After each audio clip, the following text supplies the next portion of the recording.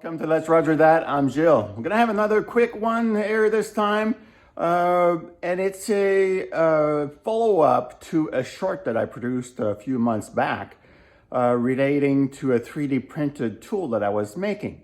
At the time, it didn't quite work out, but now it has. And I'm here to show you what it's all about regarding this mill. Okay, so this is an RF30, or in the King model number PDM30. It's a mill drill. And it's an excellent tool, but it has certain annoyances, and some of them we can fix, some of them we can't.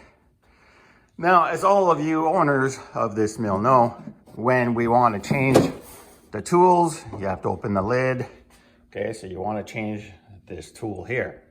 So what most of us have to do is take a wrench, 17 millimeters, and then break the torque, unscrew this a bit, then hit this with a hammer, and then, bring this down, unscrew the rest, and then you can change your tool. And that is, it's just the way it is, but one of the risks to that for the older machines is that if you leave that wrench up there, it could lead to a serious accident. Now, in this brand new model, there's a electronic switch here that cuts off power if the lid is not closed. So that's all fine and dandy, but there's still a way to make it more convenient. And this is what I'm about to show you. Now, let's climb up because I'm short. In the lid, there is a recess with this little cover right here, and it can be removed. Now, I found something on Thingiverse, which is a website with various 3D models that you can get for free or whatnot.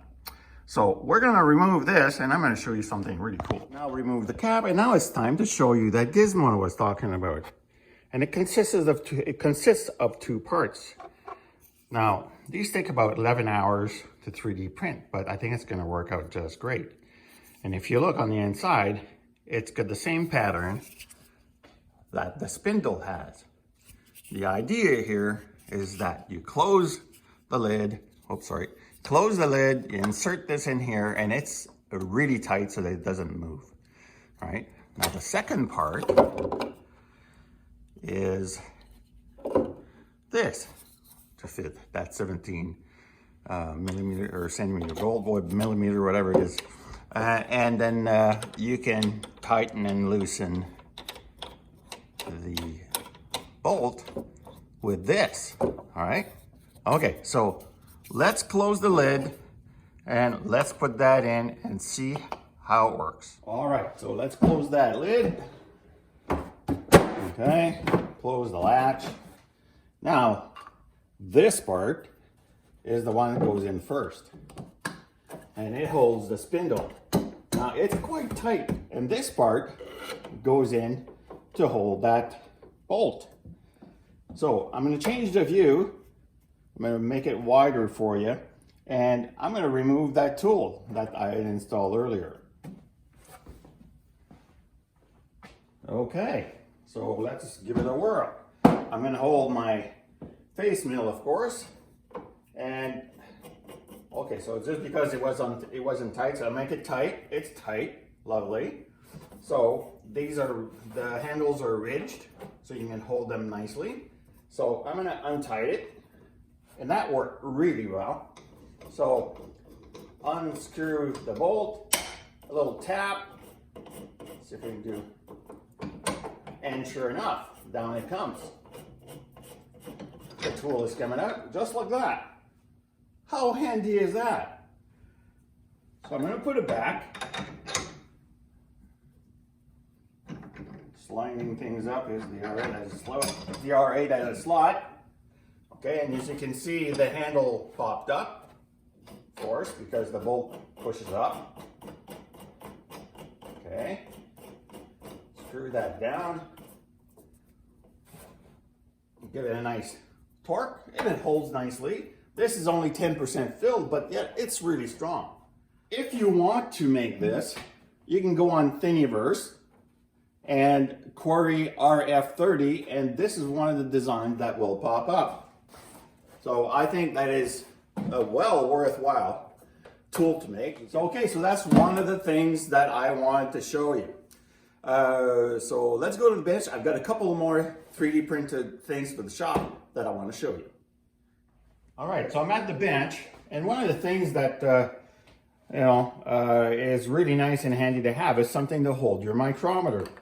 And as you can see, I've 3D printed one. Now, micrometers, for the most part, I use them on my lathe while there's a piece of stock in the spindle. But there are times where you want to measure something and you need your two hands. A micrometer stand is made specially for that. This particular one, again, that I found on Thingiverse, prints in 4 parts: the base, the clamp, the bolt, and a nut. And the nut is made to be recessed into the base, and in my case, I glued it so I don't have to hold it. Now, something else that I did is I added a little bit of neoprene here in order to provide a better cushioning effect and clamping power for the stand. Now, you don't need a lot of pressure, but you want to make sure that your expensive micrometer is held correctly. So let's put that in there. And this, in this case, is meant to tow you, but for the most part, they're all about, 3/8 of an inch in thickness. So put that in there. Little clamp. Voila, that's it. The base is nice and sturdy because of all the angles that it is made, like the Superman sign almost. And now you can put your whatever you got to measure, and you got the use of both of your hands. So what a clever little idea. So if you want to look for this, it's called a micrometer stand, and there's various ones in there. This is the one that suited my purposes. I'm now near my lathe, and something else that's very, very handy is these key chuck holders. I mean, look at that. It's not going anywhere, but yeah, it's quick reach and grabbing, and then always put it back here. You always know where it is. So I've printed a few of different sizes, and again, very nice and handy. So again, chuck key, if you are looking for tidying up your shop or organizing yourself better, this is certainly one way to do it. So with all that said, want to thank you for watching. Please like and subscribe, shoot me a comment. I always love to hear from you, and take care. Bye-bye.